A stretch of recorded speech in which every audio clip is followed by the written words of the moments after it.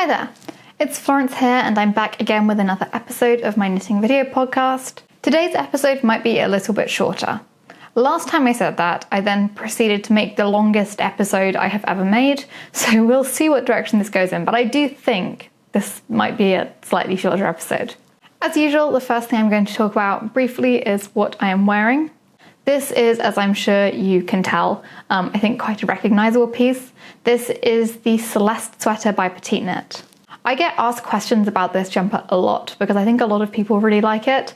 I love it. I'm so happy with how this jumper turned out, and I think it's definitely been my most worn piece this winter. I even ended up buying like a blue handbag that matches the blue in this yoke, and they look so good together. Like, if I was an NPC who wears one outfit all the time, this jumper would totally be a part of it. This jumper is knitted in the size small, I want to say, or maybe it's the extra small. I think it's the small. It's knitted in sandnes garn pure gynt, which is a pretty affordable wool yarn. It's not held with anything else, it's just with the pure gynt, which I bought myself. And I will put the colours that I used in the description. They all have colour numbers that I don't really remember. I think the main colour I used for the collar and obviously the body and sleeves is a standard colour that sandnes garn make. And then the yoke is done in Petite Knit collaboration colours. I didn't come up with this colour combination myself. I stole it from a Petite Knit post. I think it was the colour combination that she was using to make the baby version of the jumper. And I love how it looks. I think it's a colour scheme that works really well with my wardrobe as well. I don't know if I mentioned before, but if you haven't knitted colourwork before, I think this is a really great place to start. From memory, this jumper doesn't have any long floats, but you're also going to get a lot of practicing because you're often working like one stitch in one colour and then one stitch in another colour, so you're changing colours a lot. And that makes it much easier to knit in a way that doesn't leave your fabric like puckered or sitting strangely. The short floats are really nice, you never have to worry about catching any floats, and it's always worked from the right side, like it's worked from the right side in the round. So it's a really easy colourwork knit, and I think it might help some people feel a little bit more confident with knitting colourwork, because it's one of those things that can be very scary if you haven't done it before, but it's easier than it looks. On that note, I'll move on to talk about my big finished object for this episode. In the last episode, I spoke a little bit about how I was setting some projects aside because I had a couple of pieces with deadlines that I needed to get done. Firstly, a test knit, and then secondly, also a piece that I was working on as part of a knit along. As a result, I'm not going to show all of my work in progress pieces in this episode because a lot of them haven't been touched in the time since then. Most of my progress has been on those two pieces, those two jumpers. And one of those is finished, so I can show it to you in pretty much a finished state. One thing I will say about this is that this jumper is currently slightly damp. Like, it's mostly dry, but it definitely is still feeling a little bit heavy from water. And the reason I want to disclose that is because with cables particularly, they are not going to block out so nicely if you pick the jumper up and wave it about while it's still wet. Like, those cables are going to suck back in, and it makes the body and sleeves look a little bit skinnier on this than they will when I lie it out and open them all out and let it dry properly. Anyway, here it is. This piece is I think it's called the Season Sweater by Ullen Knitwear. And to be completely transparent, I knitted this using sponsored yarn. The yarn was sent to me by Isia, the yarn brand. Ullen Knitwear pretty much, I think, always works with Isia, so all of her test knits are sponsored by them and you never have to pay for the yarn. I want to try and go over everything about this pretty methodically so I don't miss anything, so I guess I will start off by talking about this sponsored yarn. I prepared a couple of spare hanks of yarn so that I can show you. I didn't end up using these ones. So the main strand that I used is this one. This is Isia Jensen. This is, well, I see a lot of people describe it as DK. I wouldn't say it's a DK. Maybe it's a sport weight. 100 grams is 250 meters. I think it often comes in 50 gram hanks though. This is 100 grams. And it's 100% pure new wool. I think the source of the wool differs between the different colours, so I have the white one. I want to say that this is New Zealand wool, but maybe the darker colours are Gotland wool. I hope I'm remembering that correctly. I will check, like while I'm editing this video, I do try to check everything that I say, so if I say something that's ridiculously false, either I put a correction on the screen or I will edit it out. So unless you're not watching the screen and just listening to me, you should know if I ever need to correct myself about something. Anyway, I decided to hold that with this. This is Isia silk mohair. You've probably seen it before. It's quite a standard silk mohair, so it's 75% kid mohair and 25% silk. 25 grams, has 212 meters. And this is probably the softest silk mohair I've tried. It's a really lovely, really high quality silk mohair. One thing I will say about this is it can be a little bit expensive. I think it's a similar price point to something like Knitting for Olive. I consider this to be softer, I just don't like the colour selection for this as much as the Knitting for Olive, which is why I often end up using the Knitting for Olive. I'm going to end up repeating some stuff that I said in the last video, but that's always how it goes when it comes to pieces like this. The yarn that was recommended in the pattern for this is quite different. It's supposed to be knitted in one strand of tfinny, which I believe is like a light fingering weight wool, and then that's held with 2 strands of silk mohair and knitted up on 5.5mm needles. So obviously that's going to create a really, really light jumper. Very airy and possibly even slightly transparent, I'm not sure. I wanted something that felt a little bit more substantial, and so I sort of substituted out 1 strand of the tfinny and 1 strand of silk mohair for the ensign, and then just held it with 1 strand of silk mohair. That's something that's quite nice about the test knits that Ullun Knitwear runs and that Isia sponsors. Isia is fine with sending a sweater quantity of basically whatever yarn you want from their selection, so if you just check with the designer that they are happy for you to try something different, then you can get whatever yarn combination you want. I was hoping this might give a little bit more of a sort of classic cabled jumper rather than being something really unique and fluffy, which would be lovely. But yeah, I've been wanting to try this ensign and I do find it's quite expensive. So I was waiting for an opportunity like this to be able to try using it where I'm not having to pay for it myself. I'm going to try to do some calculations on how much yarn I used and sort of how much that would cost. Okay, I've tried to do some calculations, hopefully they're okay. I used about, I think just under 1200 meters of yarn to knit this jumper. I think I made the second size, whatever size that is. And so that ends up costing £85 for 10 50-gram hanks of Jensen. These prices are taken from my local yarn shop, by the way. And then just under £60 for the silk mohair. So this is about a £145 jumper, assuming you didn't buy any excess yarn. They sent me quite a bit of extra yarn. I think I have just barely under 300 grams of Jensen left, which is quite a lot. I could probably knit like a slip over or something with that without any problems. But yes, obviously that is a very expensive project. I'm not sure whether the tfinny and silk mohair option would have been cheaper or not, but this is the sort of yarn combination which you can very easily substitute for something else. Because it's a sort of sport weight in silk mohair, you can substitute it for probably any heavier DK weight or maybe worsted weight yarn, or you can substitute the fingering weight in silk mohair that it's supposed to be made out of for just a cheaper fingering weight in silk mohair. Something like Drops Flora and 2 strands of Drops silk mohair would work just fine, I'm sure. So this yarn is expensive, but I will touch on how I feel about it. So the silk mohair I've used a bunch of times before. I don't have very much to say about it. Like if you've used one silk mohair, you've pretty much used them all, aside from minor differences in softness. I guess what I will say is I think this sheds less than the Knitting for Olive, just anecdotally. The Knitting for Olive definitely sheds a lot on its first wear. This maybe less so. But yes, it's very standard. It is something that I really strongly recommend. I think it is one of the best silk mohairs out there if you do like the colour selection. Oh, talking briefly about the colour selection as well, I wanted to knit this jumper in cream because I feel like I reach for my cream jumpers the most. But this sort of colour I find quite unnerving to wear, like it's just screaming this is going to get like a food stain on it or something. I'm going to drop something on myself wearing this £150 jumper. And I'm sure that it doesn't make much difference that I've taken it slightly further from being cream by adding a light beige mohair, but it feels less intimidating to me. When I was browsing on Ravelry to try and choose the colours, the Jensen and silk mohair that I wanted to request for this knit, I noticed that this particular combination was used a lot. And I think it's because it is used in a petite knit, maybe a sample for one of her patterns. I think it might be the novice sweater, or is it the one from the sycamore sweater? Maybe one of those, maybe both. But I see these two used together a lot and they looked really nice. So I had a lot of confidence when I asked for them that they would look good together. Obviously, you're risking a little bit when you use quite different wool and mohair held together, sort of distracting from the cables, but actually you can barely see the difference at all. It's hardly even marled. It just adds, I suppose, a slightly darker halo to the jumper. It's not that visible. I'm super happy with the colour that I ended up getting though, so yeah, this yarn combination is a success. Onto the Janssen, which I have not used before. As I said, it is a little bit expensive sort of for what it is for me to justify buying it.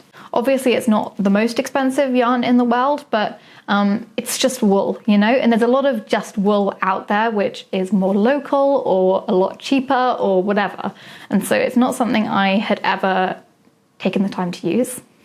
This is not super soft. If you are sensitive to wool, this will probably not be something you like.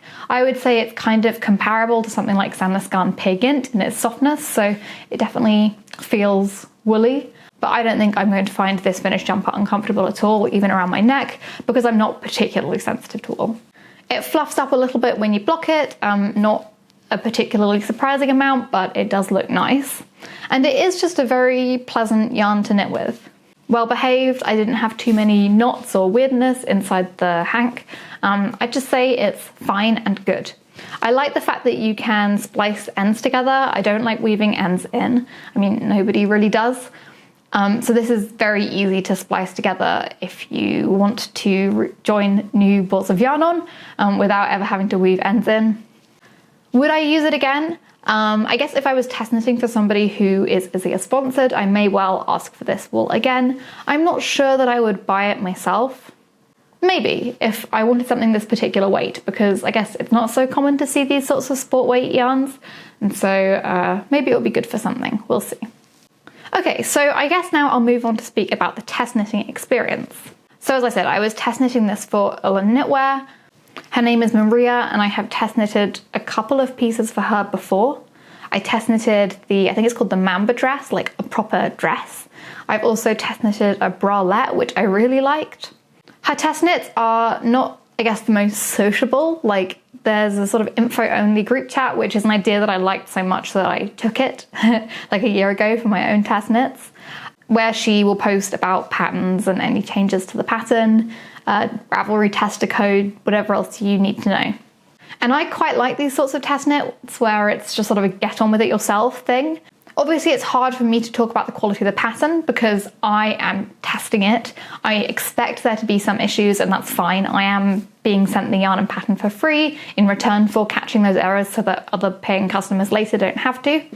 I did find some issues with this pattern, including some that were fairly major, but I think part of that is because I am a smaller size and I'm also quite a quick knitter, so I tend to be the first person to come across issues in the pattern as well. And so I think even if you tested for Ullin Knitwear, you're unlikely to find these sorts of problems in the pattern yourself.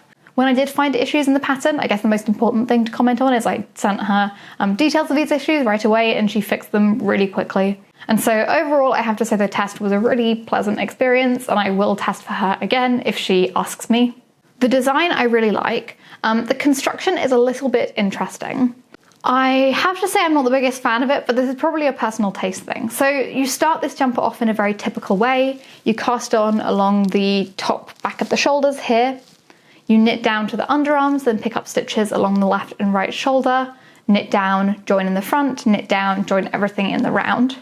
Oh no, wait, you don't join everything in the round. So what you would normally do is join everything in the round and then knit the body, and then afterwards you would normally pick up stitches and add the sleeves. What this pattern has you do instead is once you have the front and back near at the point where you would usually join in the round, you put those stitches on hold and instead pick up stitches for the sleeves then and cast on stitches across the underarm to knit the sleeve. And then you knit the sleeves and then you knit the body. I know a lot of people like to knit the sleeves first, and I kind of get why. Like, if you are running out of yarn or you're worried you're going to run out of yarn, knitting the sleeves first is a good way to make sure you're not left with one sleeve longer than the other, and you can use up every last bit of yarn. But I don't knit the sleeves first when I knit jumpers normally. I always knit the body first, and I think it's because I don't like transferring my stitches onto a stitch holder or a cable to try my jumper on. And once you've finished and cast off the body, it's really easy to try the jumper on. So when I'm knitting the sleeves, I can try the jumper on really easily to assess the length of the sleeves, and I find that really convenient. So if you're somebody who likes knitting the sleeves first anyway, which I think is most people, right?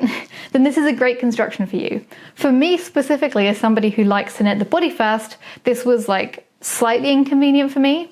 I guess I sort of had to do what sleeves first knitters normally have to do, where like I did as instructed. I cast on the stitches and started knitting the sleeve, and then I promptly put them on hold, and then I went ahead and knitted the body, and then went back to knit the sleeves at the end. So I'm like following the pattern instructions, but also doing things in the order that I like to do them. Did I make any modifications? I did. I'm trying to remember what they were. I suppose the most obvious one is the collar. This jumper is supposed to have like a big chunky turtleneck. I just find that I reach for the big chunky turtleneck jumpers in my wardrobe much less. And so I asked Maria if I could do just like a crew neck, and this is what I ended up doing. For this collar, I did nothing of interest. I didn't do the cool trick where you do double knitting for the forward line on the collar. I didn't do a purl round. I just did knit one, purl one, rib until it was twice the length of the collar that I wanted. And then I knitted it down to the edge where I picked up the stitches and cast off at the same time. It's not a stretchy bind off or anything. I just made sure I cast off pretty loosely. And I think the collar looks really good. See, I finished this a while ago, so I'll just check the pattern to figure out if there's anything else I did differently. I think maybe for the body. Yeah, so I think, and I might be wrong about this because I wasn't super clear when I was following the instructions, the number of underarm stitches that you were told to cast on for this jumper doesn't allow the cable pattern to continue uninterrupted all the way around the body. Like there's a mismatch part underneath the arm all the way down the side, which I don't think anyone would particularly notice when you're wearing it, but wouldn't be my personal preference. And I understand why it's done this way. Because the cables are offset, so like you don't cable all of the cables, that's such an awkward way of wording it, you don't cable all of the cables in the same round. So like some rounds you cable like this one, and then on a different round you cable these ones in between. So it's not even a 7-stitch repeat, it is a 14-stitch repeat. And that's probably really awkward to have match up underneath the arms because you're working in like increments of 14, and then you can't be as accurate about the sizing as you'd like to be, I guess. However, when I was calculating this for myself, the number of underarm stitches that I needed to pick up to have the pattern continue seamlessly all the way around the body was actually really close to the number that you're supposed to pick up anyway. And so I made like a tiny adjustment like that so that underneath the arm, the cables continue without any interruption. Again, it might not be so easy for all sizes to make that small modification, but that's what I did at least. I really enjoyed the process of knitting this. One little thing that you don't really think about with a jumper like this that I did enjoy is because you are cabling, as I said, only half of the cables each time you reach a cable round. It means that you don't have to count so many rows in between each cable round. Like the cable rounds are twice as often and you do half as many cables each time. So I don't know if I should be saying like how many rows there are in between the cables. I don't think it's a problem. So each cable is cabled every 8th round, I think, something like that. And therefore, if all of the cables happen in the same round, you'd have to count 8 rows and then do another set of cables. But because there are these sort of staggered cable rounds, you only have to count 4 rounds between each cable round, which is a lot easier to keep track of. It's a lot easier to read your knitting when you're only having to count up to 3 and not 7.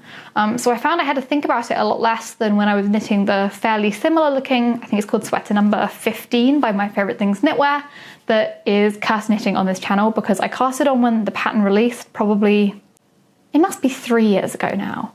I don't think it's even 2 years ago, I think it's 3 years ago. I cast it on when the pattern released, and I've just left it half finished since then. And the yarn is fine, the pattern is nice, I really need to get on and finish it, but I just haven't. Anyway, I find that it's a lot easier to read my knitting and you don't have to think about whether you're missing cable rounds nearly as much when you're working on this one.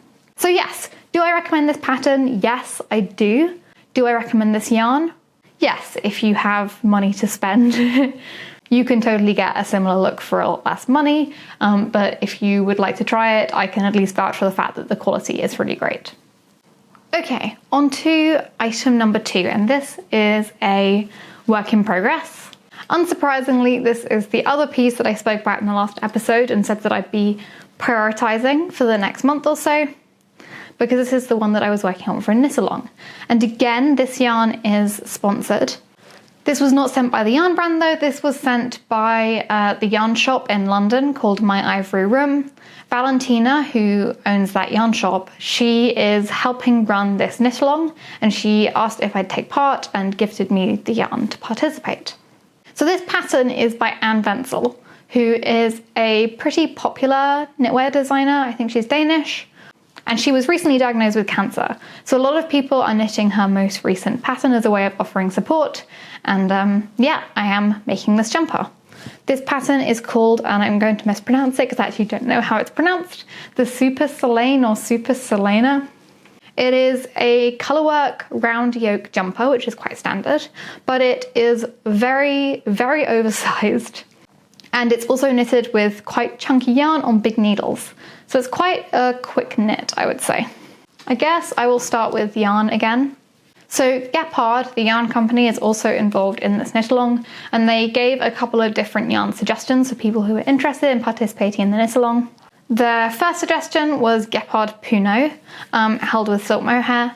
Their second suggestion was just one strand of Gepard Puno on its own, and the third was Gepard Woollier, held with silk mohair.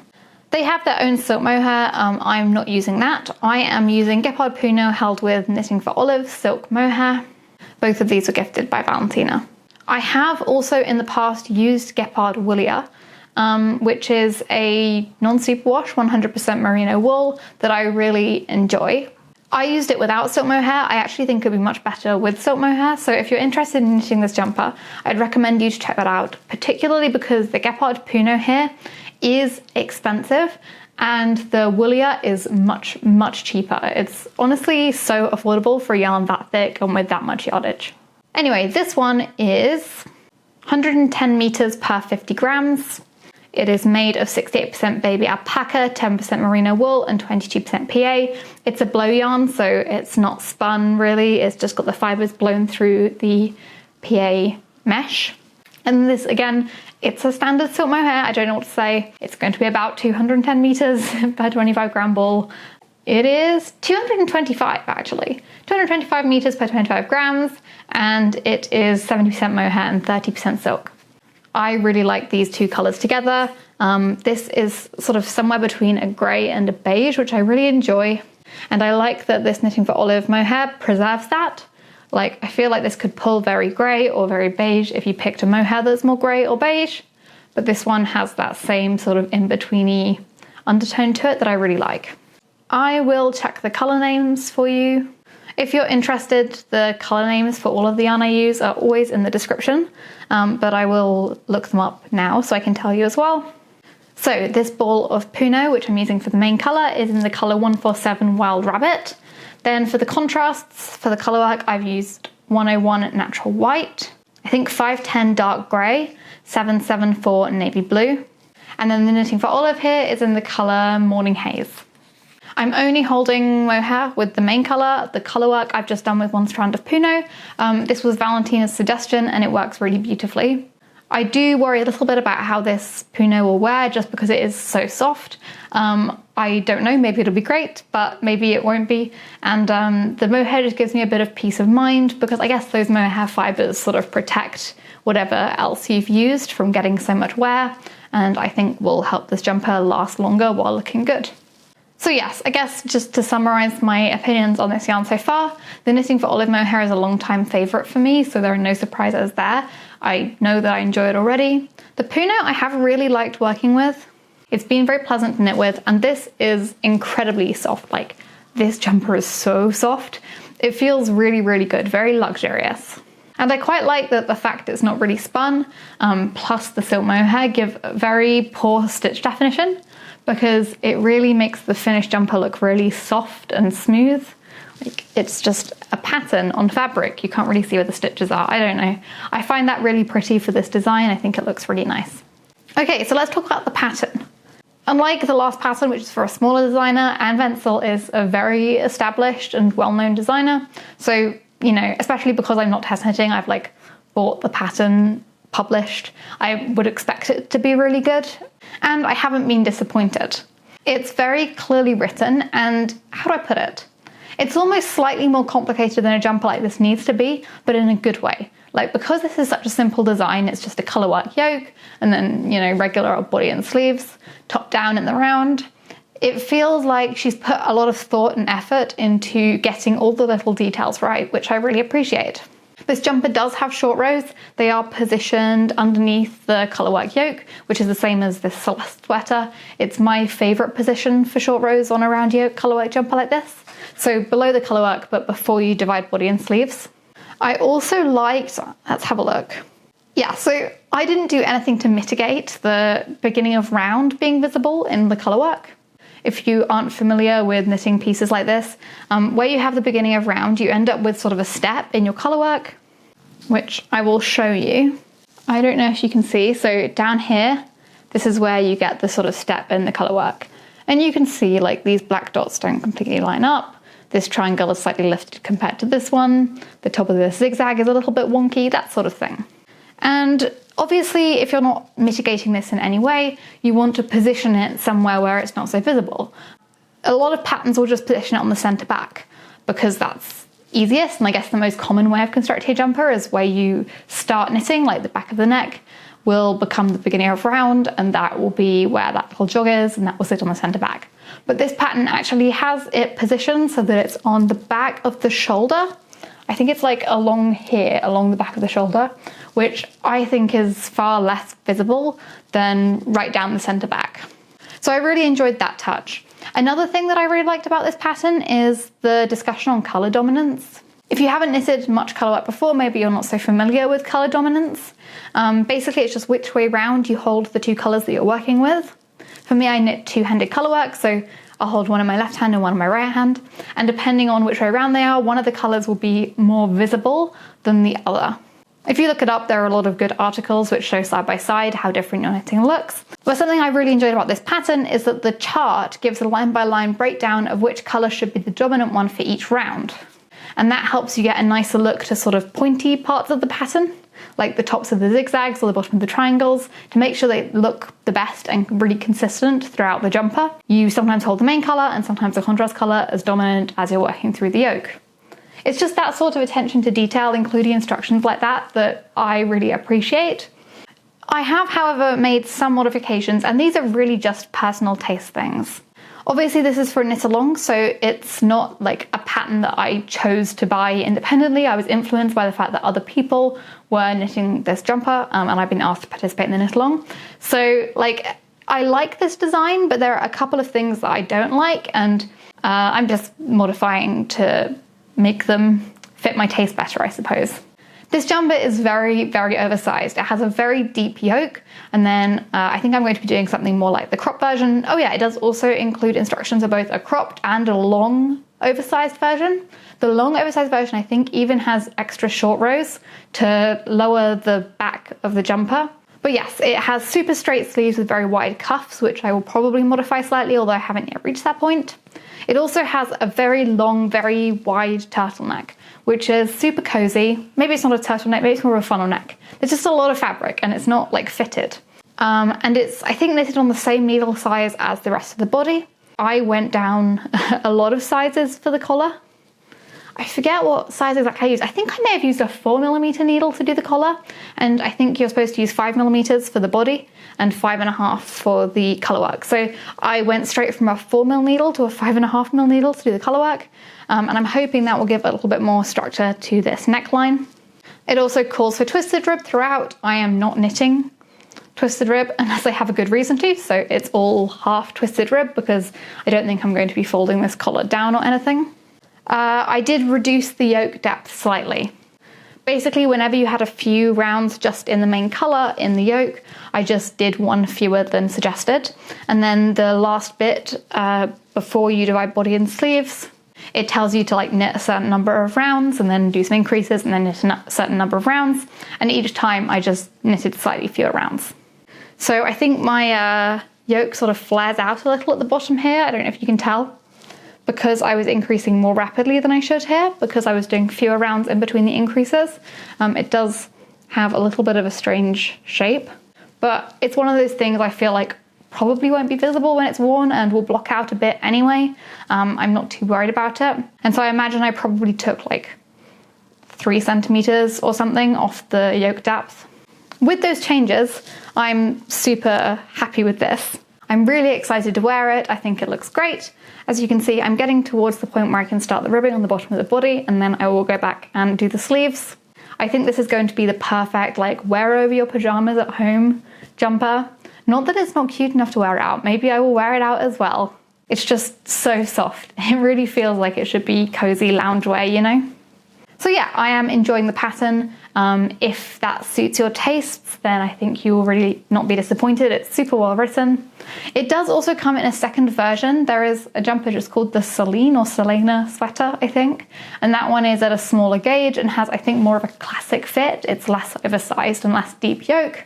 Although the fit of this one and the ways in which it's exaggerated are definitely sort of signatures for Anne Bensel. A lot of her patterns really look a lot like this, often with really deep yokes and oversized fits.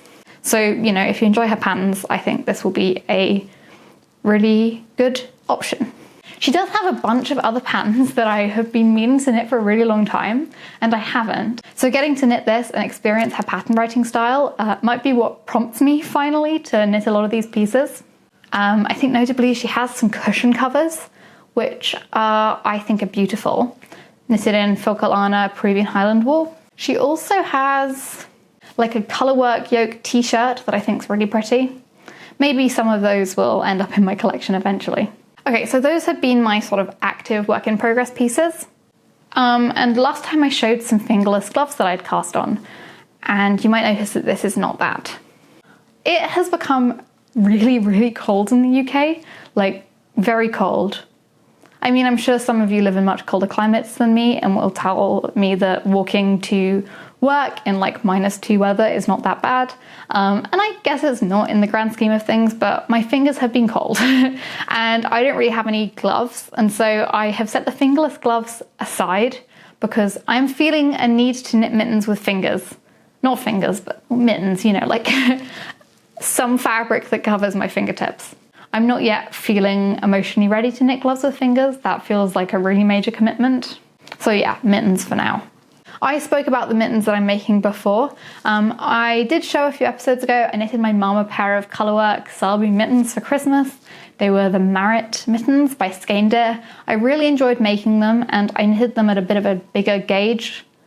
I still don't know whether bigger gauge or smaller gauge is the term for like chunkier yarn and fewer stitches per 10 centimeters. They were Aran weight anyway, and now I don't have Christmas deadline causing time crunch. I wanted to knit some at a fingering weight gauge. So I got these. This is knitting for olive merino. I want to say dusty petroleum blue for this one and ice blue for this one.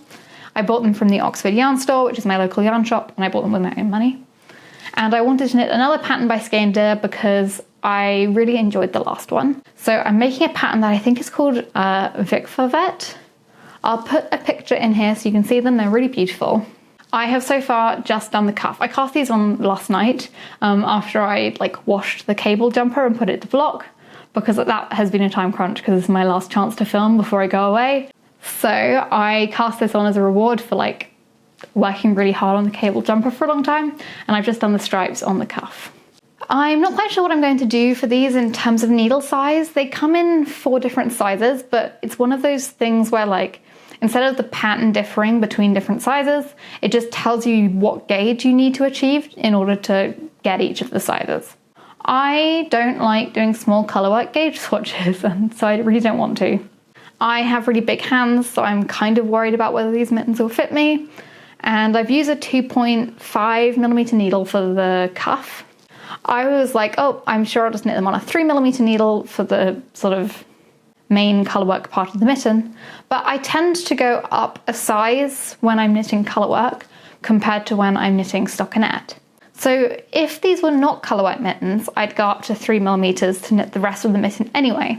So I'm thinking maybe to achieve that same gauge that I'm used to, I should go all the way up to a 3.5mm needle. Maybe that would be a mistake. The other reason I want to use a 3.5mm needle is I actually have one sitting there, and my 3mm needle is currently sitting in another project. What I really should do is buy another pair of these. These are the Chiaogu I don't know, metal needles with the red cable, fixed circular needles. These are great for working magic loop, and I only have them in 2.25 and 2.5 millimeter sizes because I use them pretty much just for knitting socks. I've actually been, in this cold weather, really wearing my DK weight socks the most, and I want to make more DK weight socks. So I think I can really justify buying a pair of these in a 3mm size. But yeah, for now, I think I'll just try, at least, knitting these colourwork mittens on 3.5mm needles and see how they look. There's a lot of colour work in today's episode. I'm not done with talking about colourwork project after this one. I think I'm pretty much done with this one though. Like, I don't have very much to say about this. It's a cuff with stripes. I mean, I felt like I rushed through that, but I don't think I had very much to say. So I'm going to go ahead and move on to talk about acquisitions. I haven't gotten any new yarn, I don't think, recently, which is great because I have loads. I don't need any more right now. But I did get another book. Actually, I have been in the process of getting this book since before the last episode, but it is finally in my hands. Now, I don't know where I first saw this book. It was on somebody's podcast, and I don't remember whose, and I feel really guilty, and I have looked, and I can't find the podcast where it was spoken about. Anyway, this book is a book that, as far as I know, is only published in Norway, and in Norwegian, I'm going to say this in the most British way ever, it's called Norske VM. I don't know how you say the letters V and M in Norwegian. Maybe it's similar to German? Foul? GCSE German. It's clearly still fresh in my mind. Anyway, Norske VM Gensere. I'll call it that. This is a book of knitting patterns. Obviously they're not in a language that I speak, but I don't tend to let that stop me. And for this book in particular, I'm not too worried because I think these patterns are mostly charted. Like, a lot of these jumpers are made very similarly, and so the charts are really the most important part. I'm going to talk about this like I know about it. If you know more about this than me, which is very possible, because I don't know how many English language resources there are, I haven't found that much info, do let me know in the comments. But my understanding is that when Norwegian ski teams go to international competitions, like the Olympics or the World Championships or whatever, they have jumpers designed. There's a knitwear company called Dala which sponsor and design different ski jumpers for the Norwegian skiing team for each of these competitions. And they also publish knitting patterns for these jumpers so you can make them yourself. I don't ski, like I really don't ski in a big way. I've been to Norway, I've tried cross-country skiing in Norway. I didn't enjoy it particularly. I like feeling my feet stable underneath me. But I really like these jumpers and I really want to make one. By the way, if you are having trouble getting your hands on this book, which is understandable, it's not super easy to get internationally. A lot of the patterns, maybe even all of them, are available as downloads on Ravelry. So if you're interested in some of these, you can find them there. I think the most popular jumper design from this series would be the Lillehammer Olympics one. This book doesn't contain the Olympic jumpers, but that one is definitely available on Ravelry in English, I think for free. So if you'd like to knit one of these, like the most popular design is free on Ravelry. I have chosen which one I am going to attempt though. I'll just share some of the pictures that I really enjoy. For each one, it says like the event, and then it has a bunch of pictures. And it tends not just to be like a men's jumper, they tend to be jumpers, hats, socks. I think there are kids' sizes as well. Like, look at them, all so cute in their matching jumpers. This is a really classic one that I think a lot of people would like. If you want to look it up on Ravelry, it's this one. This feels very 80s to me. Not that I was around then. And a lot of these have like zips or buttons or something going on. Anyway, this is the one that I am going to attempt. Trondheim, 1997. I don't know how well you can see. Again, this one is on Ravelry, and this one I can say for sure you can buy. It's like $12 or something. I am making one very similar to this white one. So this jumper and most of the ones in this book, I guess, are knitted at a sort of DK weight gauge. I think it's around a 22 stitch gauge, which I think is pretty normal for colourwork DK. The gauge will be a little bit tighter maybe. I can find the yarn that's recommended for this particular jumper. It's available in the UK. You have to order it online, like Linda Hobby or something, but you can get it. It's not Norwegian wool though, and I really want to knit this jumper in Norwegian wool. Like, it just feels like I should, you know? And so I have been wanting to try Rauma, which I know is a very popular yarn brand. It's not super widely available in the UK. Luckily, Valentina of My Ivory Room, she's one of the only people in the UK who stocks Rauma, and she doesn't stock anything of the sort of gauge I would need to knit this jumper. But I was chatting to her about it to see whether she is likely to bring in, I think it's called the Rauma 3-ply, anytime soon. And she said she has no minimum order quantity, and if I want to use it, she will get it for me. So I told her what colours I wanted. She's going to be ordering them, and hopefully I will have yarn to knit this jumper very soon. I don't know, I know I might struggle with following a Norwegian pattern, but I just don't think it seems that complicated. They don't really have a lot in the way of shaping. It's very rectangular, like tube for the body, slopey tube for sleeves. I don't think there's much going on with the shoulders or anything. Something else that's kind of cool about these jumpers is they're not just available as knitting patterns, they're also available to buy, or at least some of them are. I think very few of them are still available like to buy new, but there are a lot of them popping up on places like eBay or Etsy. And I think they've re-released maybe the Lillehammer one, so you can just buy that new from shops, which is fun. So, you know, if I knit this for myself and decide my boyfriend needs one that's matching, I don't have to go through this whole process again. I can just track it down online. And even the specific one that I was looking at, this Trondheim 1997 one, seems to be available all over the internet. They're a bit pricey. I think they seem to go for about £100 to £150 most of the time, even used.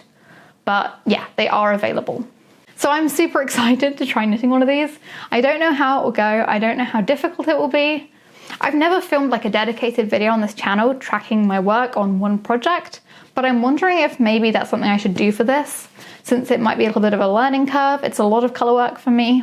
Yeah, I am interested to see how it goes. I've set myself a sort of vague goal of knitting it by Christmas, but to be honest, I think once I'm going, I'll end up enjoying it and probably speed through it. We will see. This is my lunch break over, so I need to go back to my day job. I'm working from home today. I will be back again soon with another video. Hopefully I will have that Anvenzel knit along jumper done. I will show maybe some footage of the cable jumper, or maybe I'll wear it in the video so you can get a better look at it when it's not damp. I think that's it for today, so thank you very much for watching. I'll be back again soon with another video, and goodbye.